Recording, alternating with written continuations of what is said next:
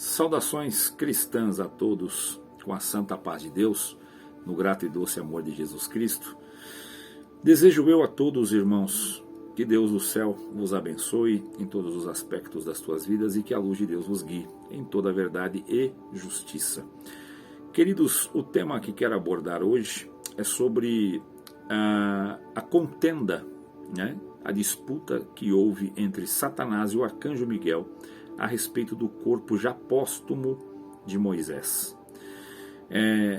Este episódio é narrado uma única vez na Epístola de Judas e não se tem mais nenhuma base bíblica, irmão, mais nenhuma informação bíblica para nós falarmos sobre este tema em questão. Mas eu venho trazer algumas informações relevantes e da onde é que foi extraído esta ideia, este episódio que Judas incluiu na sua carta e o porquê. Mas antes de tudo, preciso agradecer a todos os irmãos que se inscreveram neste canal, não só os da CCB, os de outras denominações, os que também não são denominacionais. Sejam todos muito bem-vindos. Agradeço muito a cada nova inscrição que vem acontecendo a cada dia neste canal. Eu não mereço, mas eu agradeço também o carinho de alguns irmãos que têm compartilhado os meus vídeos em redes sociais, deixando o link nos status dos seus WhatsApps. Tenho recebido bastante mensagem de forma carinhosa, com comunhão. Irmãos no canal, no meu WhatsApp, no Instagram também. Quem não me segue, segue lá. @Eduardo Stivanelli.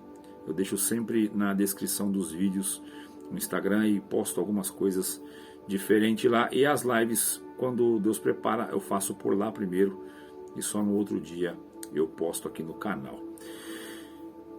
Agradeço a todos e voltando ao tema, queridos, primeiro precisamos entender o contexto do que realmente estava acontecendo, qual foi a urgência que tomou a direção da carta de Judas. Judas, ele descreve no segundo versículo que ele estava escrevendo acerca da salvação comum, mas viu uma urgência de falar acerca da fé que uma vez foi dada aos santos. Está lá no versículo 3 da epístola. Ele diz o seguinte: amados, procurando eu escrever-vos com toda diligência acerca da salvação comum, tive por necessidade escrever-vos e exortar-vos a batalhar pela fé que uma vez foi dada aos santos. Qual é a razão de ele ter que mudar a direção da carta? Vem no próximo versículo, o 4. Porque se introduziram alguns que já antes estavam escritos para este mesmo juízo, homens ímpios que convertem em dissolução a graça de Deus e negam a Deus, o único dominador e Senhor nosso Jesus Cristo. Esta é a razão porque a carta de Judas tomou uma nova direção com certa urgência, porque alguns se introduziam para dissolver, converter em dissolução a graça do Filho de Deus. Mas aí ele traz algumas advertências, que vem no 5. Mas quero lembrar-vos como a quem já uma vez soube isto. Você já sabe, quero lembrar, mas você já sabe disso. Eu vou lembrar vocês, mas você já sabe disso. É isso que ele está falando. Que havendo o Senhor salvo um povo, tirando-o da terra do Egito, destruiu depois os que não creram. Ele está dizendo aqui de uma coisa que vocês lembram, mas eu vou relembrar. E faz menção ao povo do Egito, certo? São 3 advertências que ele traz antes de ele mencionar esta disputa entre Satanás e o arcanjo Miguel. A primeira ele lembra a questão do povo que saiu do Egito e que aqueles que não creram, Deus destruiu. Ou seja, Deus foi lá, tirou eles do Egito, criou todo aquele cenário, 10 pragas, veio, abriu o mar e tantos milagres fez. Mas eles não creram, Deus deu o fim deles, porque só é salvo aquele que crê, certo? Vamos lá para a segunda advertência. Mas quero lembrar-vos, no versículo 6, perdoa que é tudo de improviso, não tem edição, irmão, vai direto. E aos anjos que não guardaram o seu principado, mas deixaram a sua própria habitação, reservou na escuridão e em prisões eternas até o juízo daquele grande dia. Aqui está falando dos anjos caídos, tá? Eu não vou entrar nessas prisões eternas, que seria um outro vídeo para outro tema. Teríamos que ter muito tempo para a gente falar sobre isso. Então vamos lá. Ou seja, anjos que ele criou para ser seres angelicais, pessoas que viviam no reino celeste de Deus, deixaram os principados, então ele lançou nas trevas.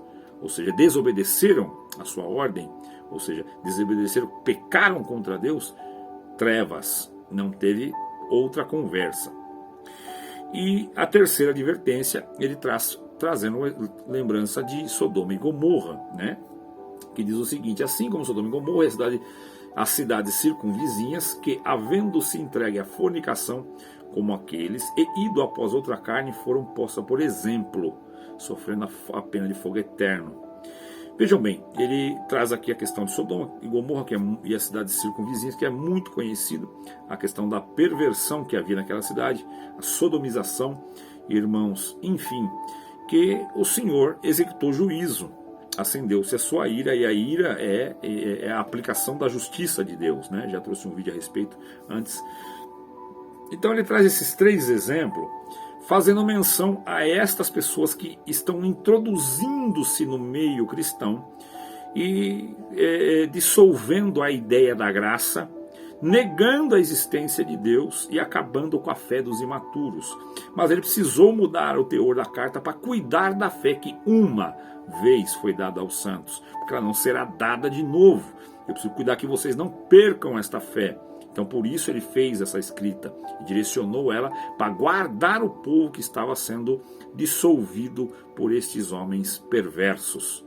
Então ele traz esses 3 exemplos, irmãos, dizendo: olha, pessoas que o Senhor foi buscar, o Senhor criou, seres humanos, anjos, povo que saiu do Egito, todos estes acenderam a ira de Deus e o Senhor executou juízo. Certo? Essa ideia, ele quer trazer o seguinte: pessoas que não consideraram que a mão de Deus vem, que o juízo de Deus vem. Vocês acham que pode, esse pessoal está achando que pode fazer o que quer, que o juízo de Deus não vai vir. O juízo vem e não tardará, é isso que ele está informando, tanto para homem, tanto para anjo, tanto para os retirados do Egito, independendo quem for, o juízo de Deus vem. Esses camaradas aí estão pervertendo a mensagem, negando a existência de Deus, de Cristo Jesus, dissolvendo a vossa fé, dissolvendo a graça. Então vai vir para eles o que veio para esses 3 exemplos que eu estou citando. Daí depois ele cita ele inverte, irmão, a linha de raciocínio, e é difícil pegar ela aqui, mas eu vou trazer com os irmãos aqui a ideia. E ele conclui no versículo 8 dizendo: e contudo estes, também essas pessoas que estão aí atrapalhando a vossa fé, semelhantemente adormecidos, contaminam a sua carne, rejeitam a dominação e vituperam as dignidades. Irmão, essa questão pessoas que estão adormecidos na sua consciência, contaminando a sua carne, rejeitam a dominação do Espírito Santo, a dominação da verdade, irmãos, aquilo que Cristo trouxe por ensino e doutrina, e vituperam as dignidades. Pessoas que foram dignificadas por Cristo estão sendo vituperadas por essas pessoas. Vituperar aquilo que Cristo sofreu na cruz. Um exemplo de vitupério é aquele quando a pessoa sofre escárnio, zombaria, humilhação, dor, todo tipo de flagelo, é o que as dignidades estão sofrendo por estes adormecidos aí, essas pessoas carnais. Aí ele traz um exemplo que parece que sai do nada, um contexto fora do contexto, e traz aqui: mas o arcanjo Miguel, quando contendia com o diabo, disputava a respeito do corpo de Moisés, não ousou pronunciar juízo de maldição contra ele, mas disse: o Senhor te repreenda. E aí ele conclui o raciocínio: esses, porém, dizem mal do que não sabem, e naquilo que naturalmente conhecem, como animais irracionais se corrompem. Ele quis dizer o seguinte: o arcanjo Miguel, podendo proferir juízo contra Satanás, porque Satanás já é um condenado e não cabe a ele nenhum julgamento mais, não cabe misericórdia, ele não ousou fazer isso porque a cadeira de juiz é única e exclusiva de Deus. E Miguel estava ali para impedir que Satanás, de alguma maneira, tivesse acesso ao corpo de Moisés, certo? Então ele não proferiu, porque essa não era a missão dele era esconder o corpo. O juízo de maldição, qualquer juízo, pertence a Deus. Ele é o justo juiz, o supremo juiz. A corte é dele, ele é a legislação, o legislador e o executor. Com isso ele quis dizer, ele podendo proferir juízo contra Satanás, não fez.